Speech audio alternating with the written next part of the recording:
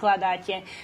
Na čo minul tento čas? Bol opäť útok na bežných ľudí, na opozíciu. Tam aj pomenoval, prečo to celé robíte. Robíte to preto, lebo vám vadí, že ľudia zo zahraničia volia progresívne Slovensko. Tak ste to povedali. Ako to Tibor Gašpar robí bežne, každému odoberá slovo vo faktickej, neviem, kde podáva návrhy na disciplinárne konanie bežne voči poslancom rádom je, možno keď on niečoho tu najviac podal v Národnej rade, tak sú to disciplinárne konania, nie návrhy zákonov. Tak vy na strane v poslaneckých hlaviciach Smeru ste hučali, komentovali to takisto bez toho, aby ste mali slovo. A Martin Dubec si vás nenechal vykázať, ani vás nevyviedol.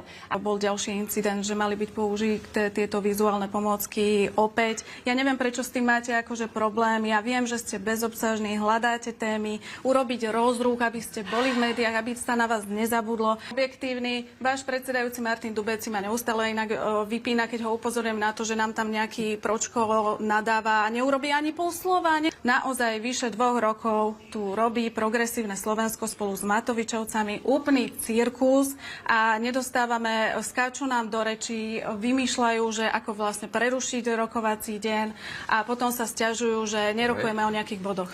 Minimálne ďalších 7 mojich kolegov alebo 10 mojich kolegov má rovnako položený papier na stole, ako som mala ja v piatok.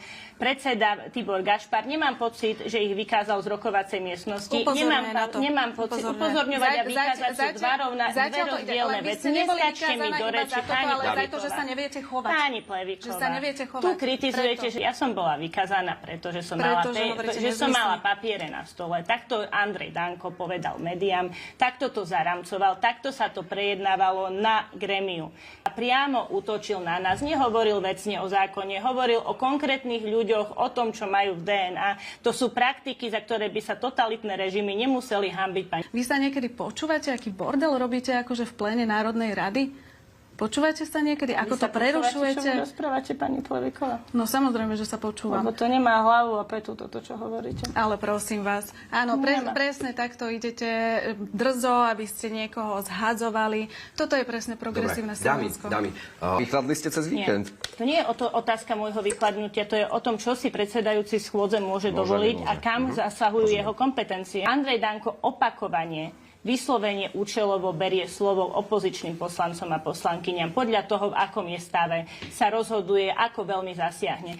Čo vlastne idete ako podať ako na ústavný súd, že čo? Že... Normálne sa dočítate v tom podnete, to bude kvalifikovaný podnet. Vy sa teraz hráte na obeť, že vás vykázali, že ste prerušovali a používali vizuálne pomocky a prerušovali ste výkon mandátu podpredsedu Národnej rady Slovenskej republiky Tibora Gašpara, že nemohol vôbec dokončiť ani